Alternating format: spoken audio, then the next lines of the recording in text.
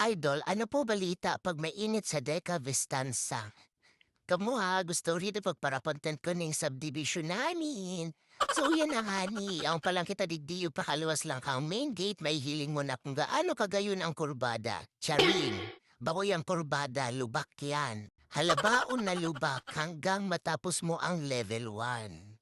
So yan, medyo smooth na dyan. And next na digdi si level 2. Plakado. Plakado ang knuckle bearing perming nababaak. Bako lang yan. Igo pang level 3. Araw kaya ang itsura kang tinampumi every time na mainit. Pero mas okay ni kumpara sa mauran. Yan ang level 3 na inagihan tamon yan. Pag mainit, grabe ang alpug ka iyan. As in nakakalaog yan. Dumaan palaog sa samuyang subdivision. Pag mauran man, grabe man ang dalnak. So far, ini pala ang magayon na part na tinampok ang palaog sa deka. Sa Lunggigi Road na ini.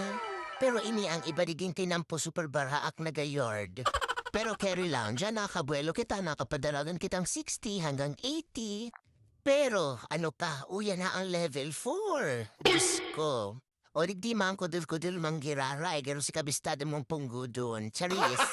So from Gago! level 1 to level 4, ayan, bago ka makaluwas sa mismong subdivision me. So yun lang, share ko lang, may nag-PM na kaya. So ingat man giraray, ride safe, love you all.